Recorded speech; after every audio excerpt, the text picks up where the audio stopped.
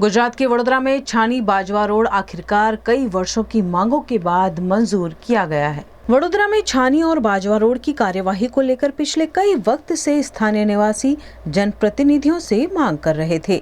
लंबे इंतजार के बाद आखिरकार स्थानीय जनप्रतिनिधियों की मेहनत रंग लाई है। कांग्रेस के नगर सेवकों और भारतीय जनता पार्टी के विधायक के प्रयासों से आखिरकार छानी बाजवा रोड की कार्यवाही शुरू की गई है, जिससे कई लोगों को फायदा होगा। इस मौके पर भाजपा विधायक धर्मेंद्र सिंह वाघेला और कांग्रेस के नगर सेवक हरीश पटेल मौके पर पहुंचे और रोड की कार्यवाही जल्द शुरू होने की बात कही है। बाजवानी बॉर्डर सुधी डांबर रोड जे मंजूर थयो तो સૌથી પહેલા અમારા વોર્ડ નંબર 1 ના તમામ કોર્પોરેટરની માંગણી આરસીસી રોડની જ હતી। આ રોડ માટે તમામ અમે કોર્પોરેશનની અંદર ઘણી રજૂઆતો કરી, ફાઇનલી આરસીસી રોડ મંજૂર થયો। આજે સવારની અંદર આપણા મ્યુનિસિપલ કમિશનર સાહેબ જે મહેશ બાબુ છે એમને જ આજે સવારમાં મેં મેસેજ કર્યો કે ભાઈ આજે બાજવા રોડનું કામ છે, સભામાં પણ રજૂઆત કરી હતી, તમે જોઈ શકો છો। આજે સવારમાં જ એમને રજૂઆત કરીને કીધું છે કે તમારી એક સહી બાકી છે, તમારા સહીના લીધે 20-25 દિવસથી ટેન્ડરિંગનો પ્રોસિજર અટકી રહેલો છે।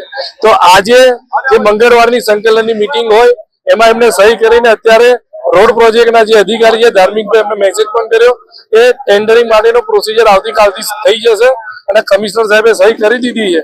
એ ટૂંક સમયની અંદર ચૂંટણીની અંદર અમે આપણે જે વાયદા હતા કે ભાઈ બાજવા નાળાથી છાનીની બોર્ડર છે ત્યાં સુધી આરસીસી રોડ બનાવીશું, એ પણ સપનું ટૂંક સમયની અંદર પૂર્ણ થશે।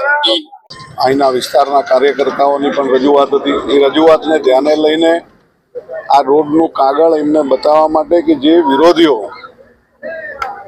તાલુકા જિલ્લાના ઇલેક્શનોના લાભ લેવા માટે થઈને રોડના જે ઇસ્યુ ઊભા કરેલા હતા, આ રોડનું કામ અમારા સ્થાનિક લોકો સરપંચ અજીતભાઈ, વણજારાભાઈ, બાબુભાઈ, આ તમામ લોકોએ રજૂઆત મને વારંવાર કરી હતી અને મેં પણ ચૂંટણીમાં એમને કીધું હતું કે આ રોડ આપણે બનાવીને જ રહેશું। રોડ ડામરનો મંજૂર થઈ ગયો। નવેમ્બર મહિનામાં રોડનું ખાતમુહૂર્ત હતું।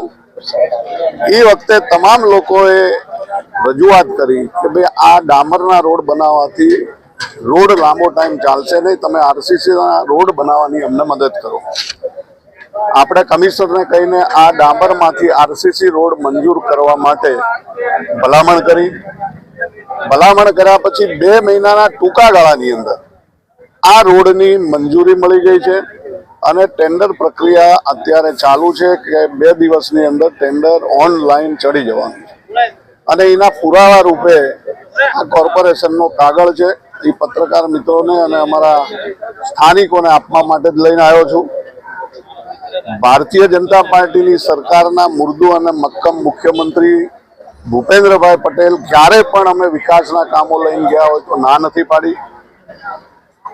એમનો હંમેશા અભિગમ રહ્યો છે કે લોકોને કોઈ પણ પ્રકારની મુશ્કેલી ના પડે, લોકોને રોડ રસ્તા પાણી ગટરમાં ક્યાંય પણ જાતના પ્રોબ્લેમ હોય ને કોઈ પણ રજૂઆત કરી હોય તો તમામે તમામ કામો મંજૂર થયા છે।